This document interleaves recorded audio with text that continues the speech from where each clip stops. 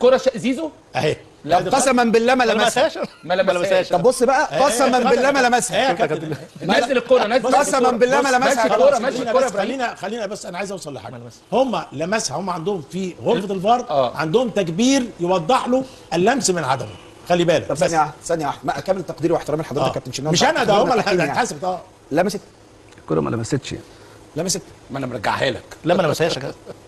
احنا عندنا كملها كملها بس كملها. انا عايز اشوف الكرة حصل لها اي تغير، يعني الكرة اتغيرت ما حصلش اي تغير.